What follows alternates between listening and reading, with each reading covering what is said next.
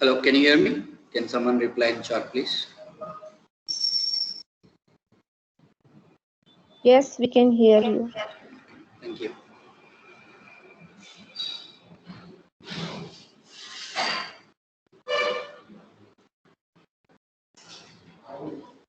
We'll start in just 2 minutes. So, a few more to join.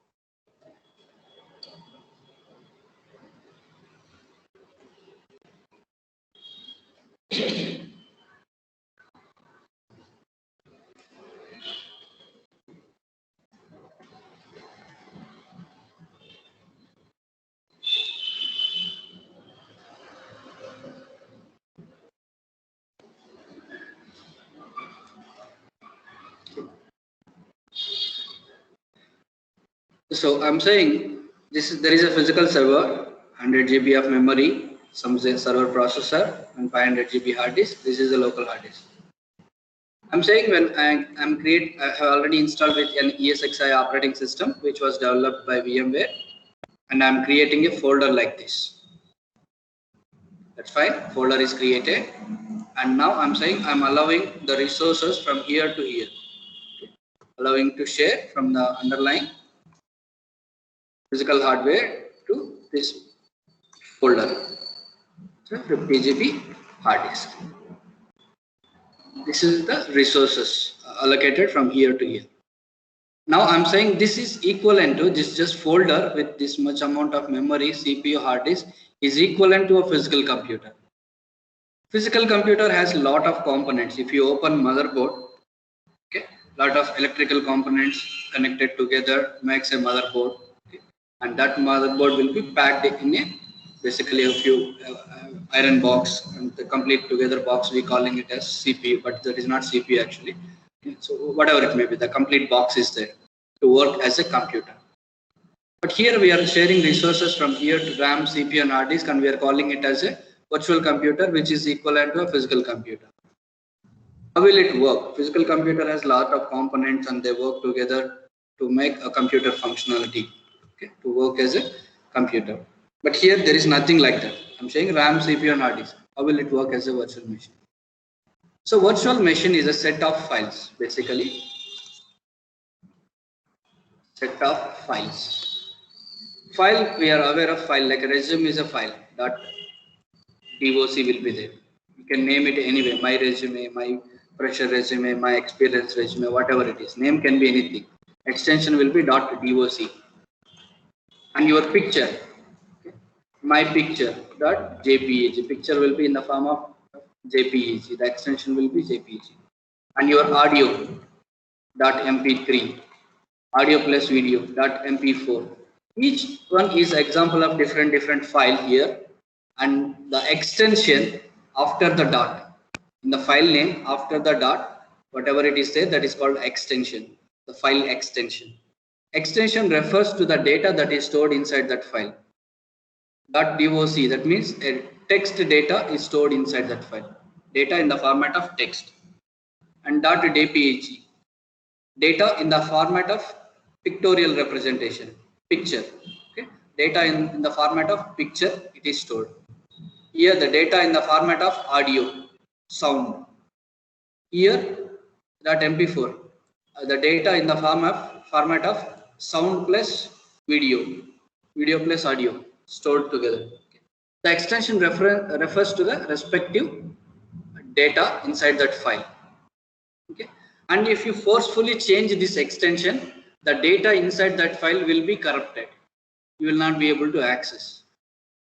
That we might have experienced.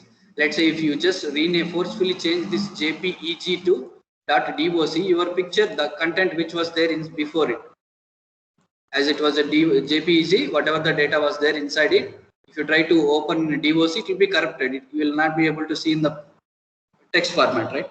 This refers to text, this refers to picture. If you change their extension, the picture is trying to convert into text. So there is no technology involved, so it will not convert at all.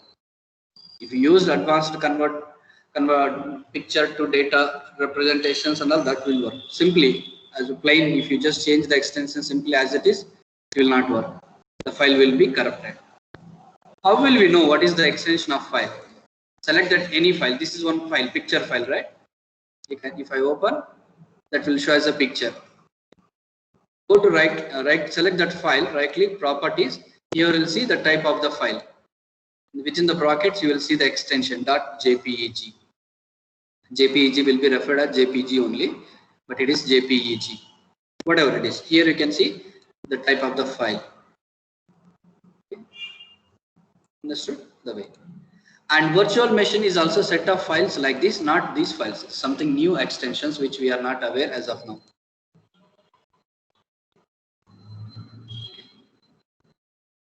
Virtual machine is also a set of files like that, and each file will represent to some kind of data. We will see what is that.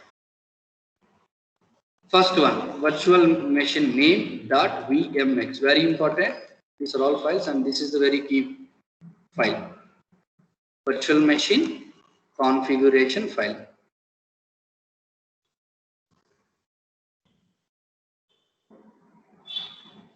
This is responsible for powering on, powering off, registering VMs, etc. So it's almost equivalent to a motherboard of a physical computer. That .vmx file name can be anything. Like if you say VM45, this file name will be VM45.vmx. If you give VM70, VM70.vmx. Depends on the file, the VM name that you enter here. The file name also will change here.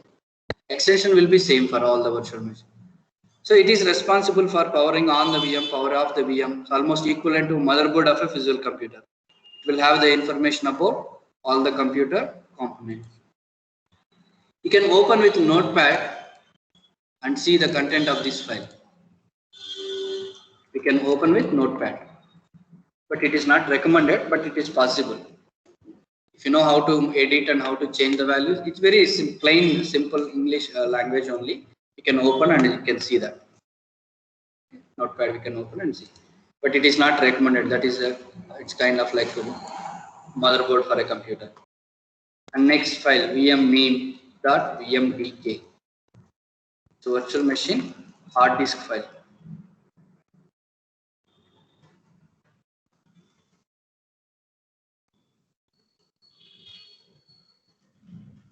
This is also hard disk file.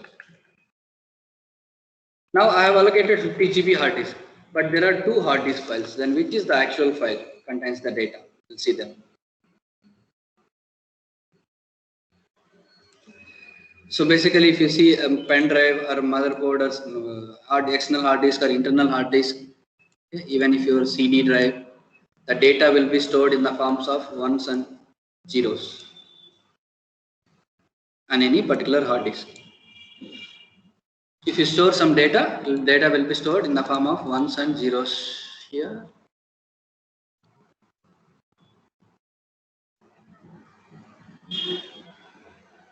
Like this.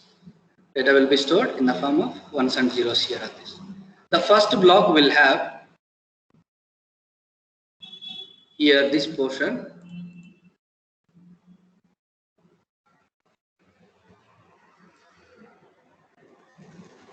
Index. Technically it's called metadata. Something like very easy example is our textbook. If you buy a textbook, the first page will have index. Okay, which topic is stored in which page number, and also it will be index. And in the actual pages, there will be actual topic will be there listed in the actual text pages. Okay. The same way here also, this is index file, and we just for our easy understanding, I'm saying index file, but it is metadata file, or technically it's called descriptor file. Just to understand quickly, you see index of the information or data. Index of the data that is stored in the actual disk will be listed in this .vmdk file. Now this is index file. Actual data is stored here and inside the rest of the hard disk places. So this here, the actual data will be stored in a flat.vmdk file. Actual data will be stored in the flat.vmdk file. Descriptor file will have the index of the data, and flat.vmdk will have separate actual data. But we can see only VMDK. If you look at the server, we'll see like all those background. We'll open the files and we'll see.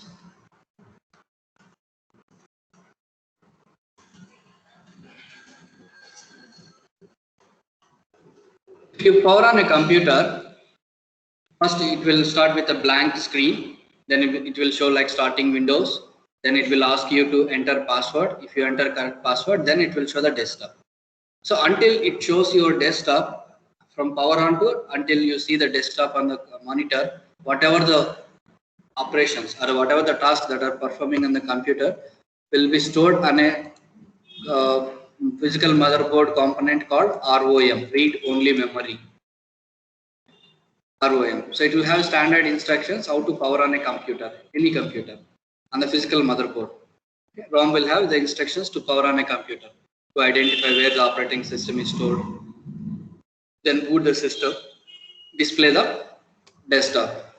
And here we don't have RAM, ROM, here the NVRAM, non-volatile RAM. So we will have the BIOS information, how to boot this virtual computer. Okay. How to power on this computer, instructions will be stored inside this NVRAM file.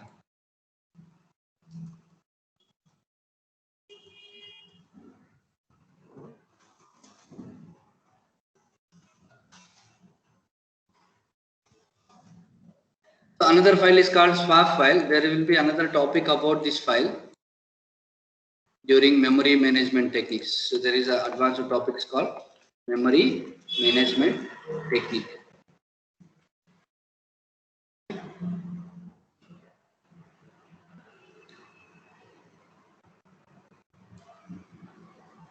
So we'll discuss about this topic later during advanced topics. Okay, what is a virtual memory and how it works now.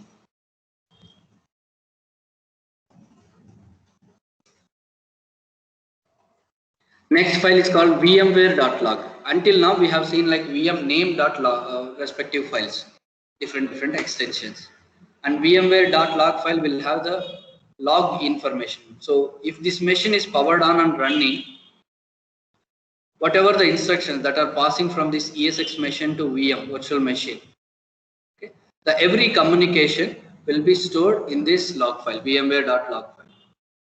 The every communication, each and every instruction which is passing from this machine to this machine will be stored inside this file. So one power on to next power off, one log file will be created.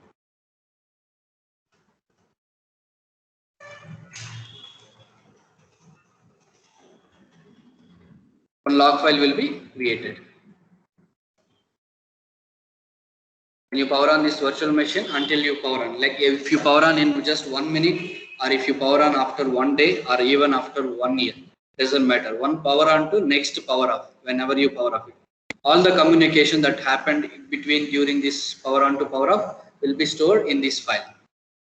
And what if happens, like if you powered off and if you power on for the next time, this old file will be renamed to VMware 1.log file, another one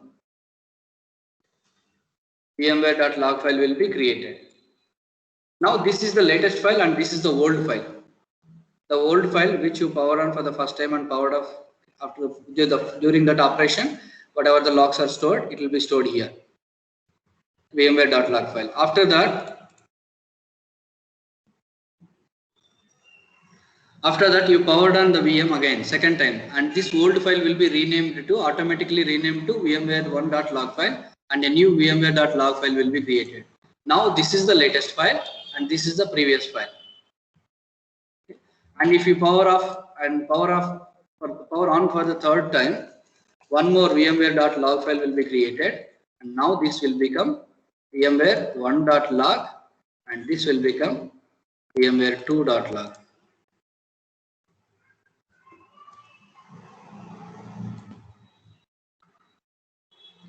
Now it will become 2.log. And now this is the latest file. VMware1.log file is the latest file. This is the immediate previous. This is previous to previous. So like this, the log files will be automatically renaming until when you power off and power on. So the files will be always renaming automatically. And at any point of time, if you look at this virtual machine, VMware.log file is the latest file, and there will be maximum 6 or 7 files only will be available for any virtual machine. That means if you power on and power off for 7 times, the logs will be there. 8th time, if you power on again, the first file will be automatically deleted.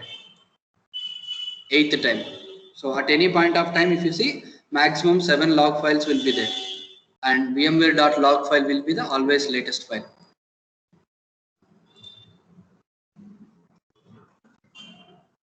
What is the use of this file? These are all called log files.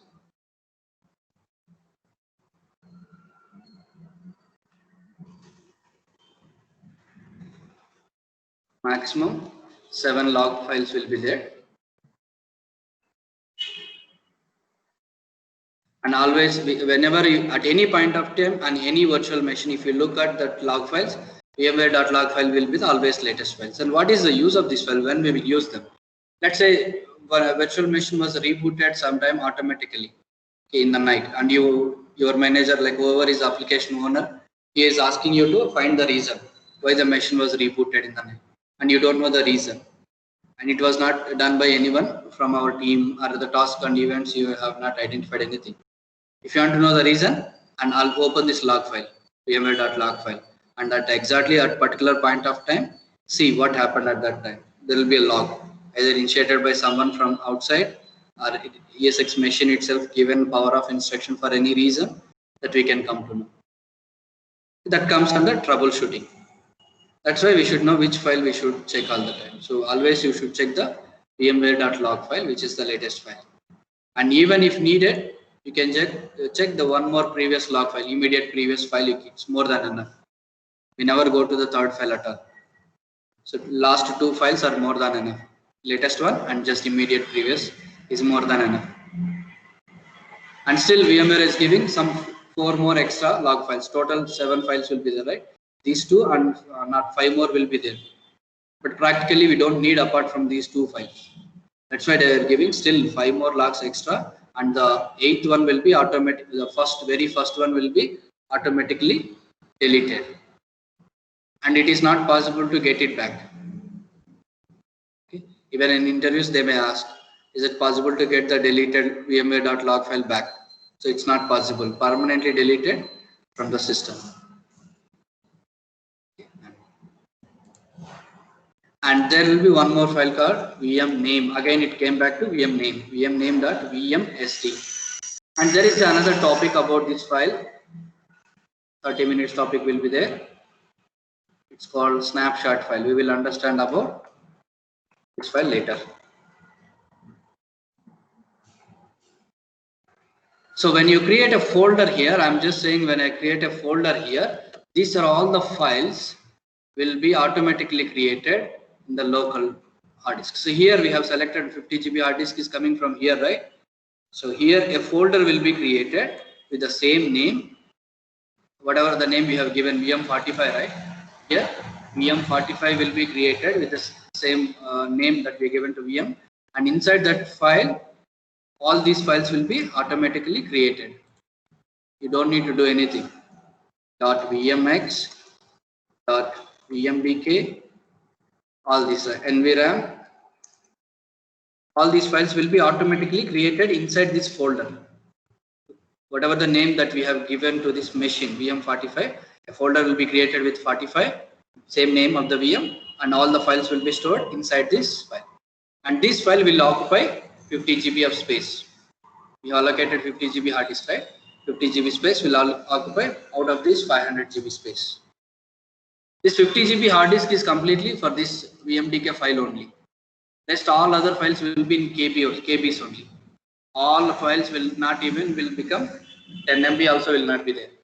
This 50 GB will be equivalent to this hard disk only. Rest all files will become less than 10 MB, not even 10 MB, 4 to 5 MB more than all other files. Okay. These files also we can open with Notepad. The log files we can open with Notepad.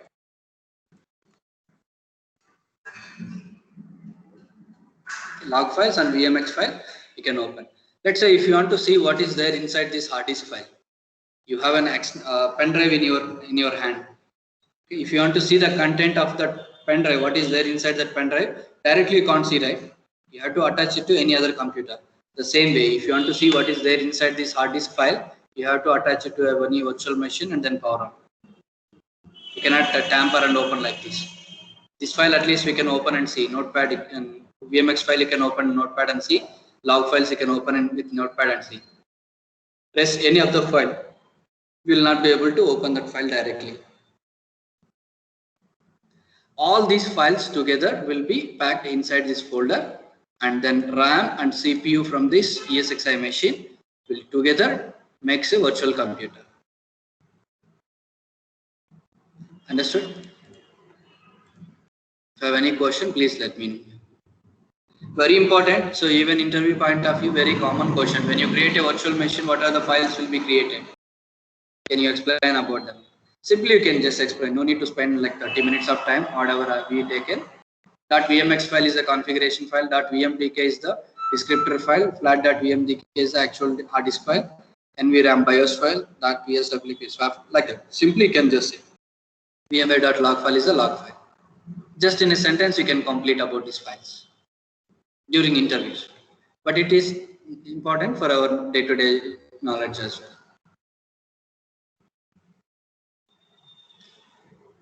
Understood? Clear? Now we'll try to create a virtual machine and see how it works. Now we have an ESXi machine here, physical server in our lab, installed with ESXi operating system, connected in our vCenter as well. So this is the one. Now here I don't have any VM name called VM45, so I'm going to create VM45. If you want to just create new virtual machine. There are multiple ways to create virtual machine. Next topic will be this one. So how to create a virtual machine. We'll see that always later. As of now, I want to create a fresh virtual machine. Select the first option, create a new virtual machine.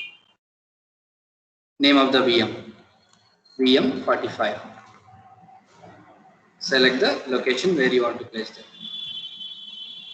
On which ESXi machine you want to place. I want to place it on 150.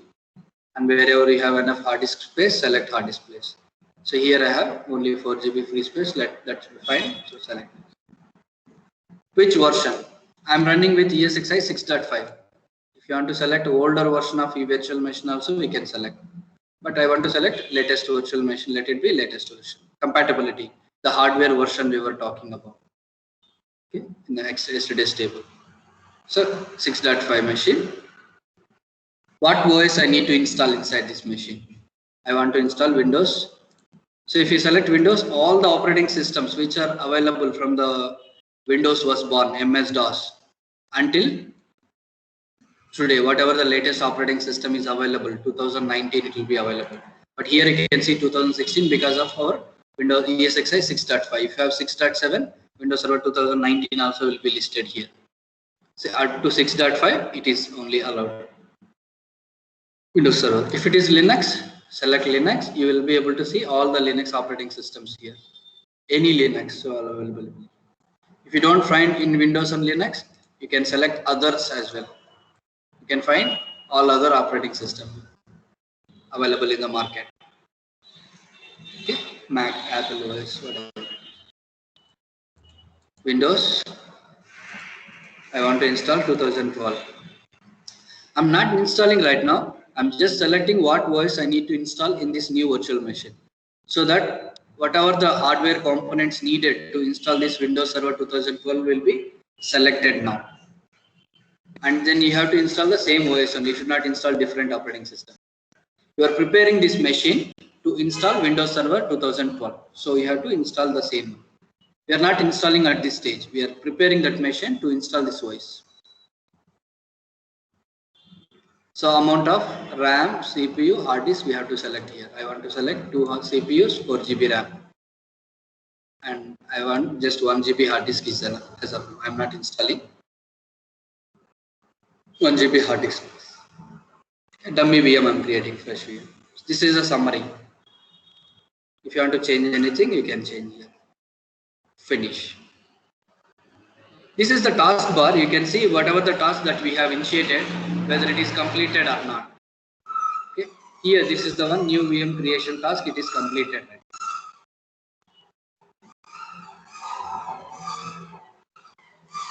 Forget about this thing. I'm doing a different thing.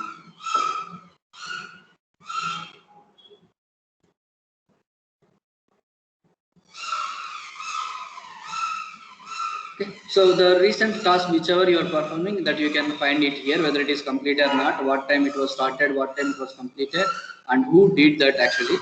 Here, their name also will be there. Initiator, who has performed that respective task. Okay, their username also will be listed. Not only your task, you will be able to see others' task. As if someone is doing any other task here, that will be listed here. And then this will be available for 5 to 10 minutes only. After that, they will disappear automatically. But they will be still available here under the monitor, task and event section. This will be there for a long time. Here maximum some 100 to 200 logs only will be stored, and after that they will disappear from here as well. Only recent 100 tasks will be available, logs will be available here.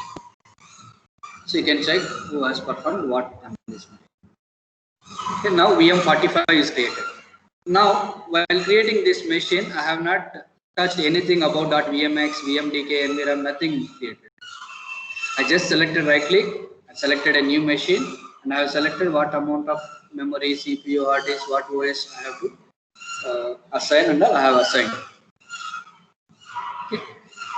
But I haven't discussed anything about, I haven't touched anything about these files. Now we'll see where those files will be created. Select this machine, go to data stores. This is the hard disk location where this machine is stored. Right click on it, browse files. You can see the contents of the partition.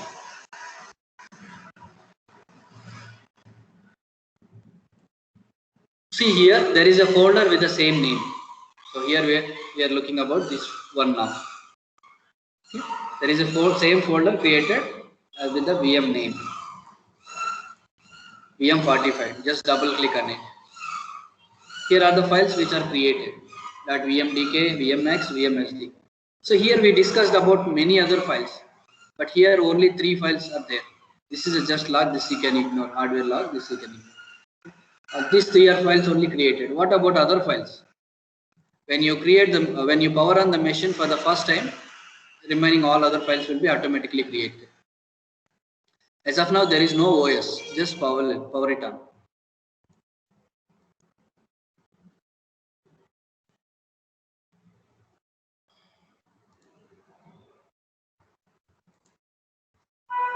RAM, I have given too much of RAM. That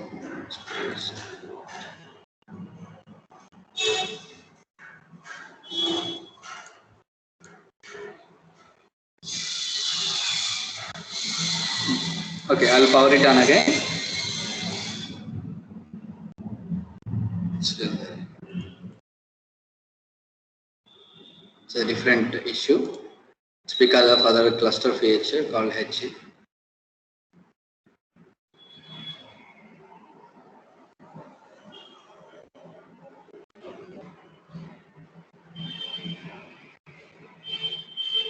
We will come to this point later. What I'm doing right now, you will be able to understand later. I'm powering on this machine, or instead of right click, I'll just power it on here as well. So it will power on. Initializing power on. Okay, that's fine. So power on virtual machine VM45 and done by the administrator, whoever is connected with administrator. Here you can see administrator. I'm connected with administrator account. So and if you want to open its monitor, right click, open console. Different issue.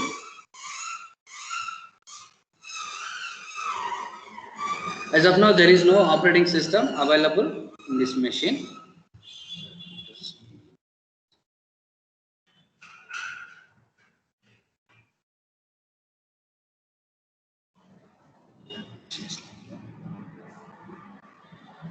This is not reachable. So if as of now there is no OS, just it will be waiting for the operating system. I just powered it up. I will see that files now again. Remaining files will be automatically created here. VM45. Rest all other files are created. NVRAM.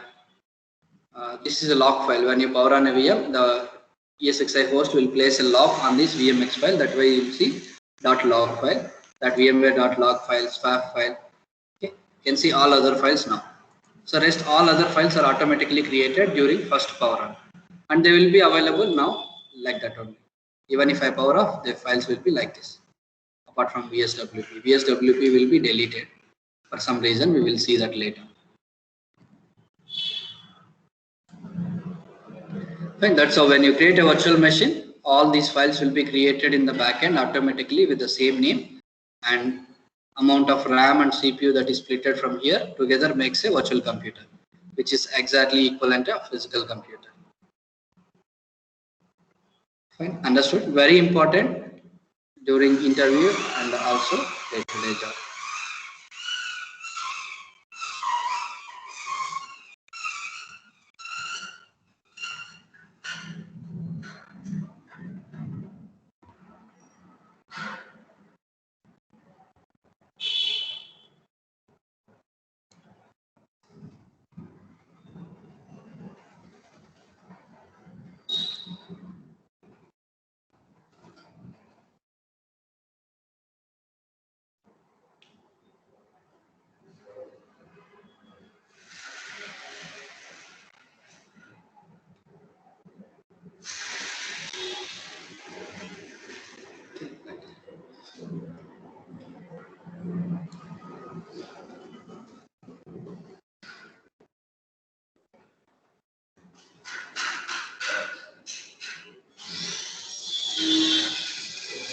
Fine. Any other question?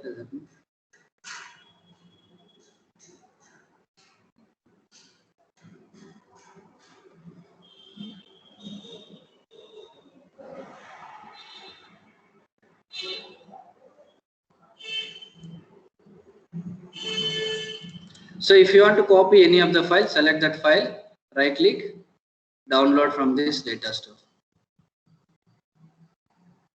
Now the file is downloaded here. You can open with Notepad and see. Notepad or WordPad. I'll open with WordPad. It will be easy to read. This is the log file. And the one we were talking about, like in the night, what happened? So it was virtual machine was reported for some reason, right? So exactly go based on the date here, date and time. You just go to the exact time frame and see what happened with this log. This will be readable English only.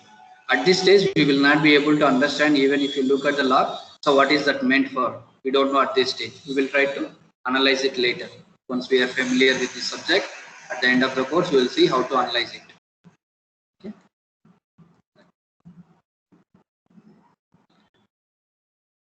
That's the log file, how to open with. Just select that file and write.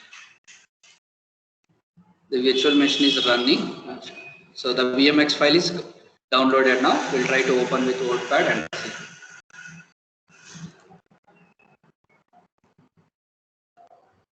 see. This lines, this whatever the 50-60 lines that you are looking at, exactly very important. This makes a physical computer. These lines only represents a hardware computer. So simple, right? Instead of buying a physical computer, you write this line, you just copy paste these lines and your computer will be ready. If you read clearly, if you have a patience, you just read it clearly, readable English only here onwards. And here you see how much memory we have allocated, what component you have allocated. I'll show which two lines which you can understand clearly. Which network it is connected, type. So, hardware version 13. CPU, how many CPUs, memory size, okay. And the capacity of the CPU, how it measured, like that. So like readable English only. If you know the hardware components well, you will be able to understand these things. Display name VM45. If you change it to VM50, when you register that name, the machine name will automatically change to 50, something like this 50, and you upload this file again back. So you'll see that. So you don't need to worry about this file. VMware doesn't recommend you to modify this file. Even practically, we don't need to modify this file ever. There are some situations which may need editing of these files and upload it back, but that can be achieved in a different way later. During script, using scripts and all, we can modify it instead of manually doing this way. But we never do this way. But there is a possibility we should know. Technical possibilities, all other possibilities we should know. Okay. That's about how it makes a virtual computer. And we don't need to worry whether all these files are for every virtual machine. You don't need to verify whether all those files are created or not at all. It will be automatically created. You don't need to worry at all. Okay. Just for the first time, you are referring where are the files located and how it looks like. So it's that much stable. So when you create a VM, it will be automatically created. You start working on that. In real time, nobody will verify like this. This is just for first time, we are just verifying. Fine, that's about virtual machine. And tomorrow we'll see how to create virtual machines, how many ways are available, and real time which method we will prefer to build a VM. Whenever there is a request to build a virtual machine, you don't need to worry about all these things like name, RAM, and CPU. When there is a VM request, the requester only will give you, the application team only will give you what is the name of the VM you are supposed to give, what OS you need, what amount of RAM, what amount of CPU, hard disk, which network it should be connected. All this information will be given by them. Okay? You don't need to assume yourself and build.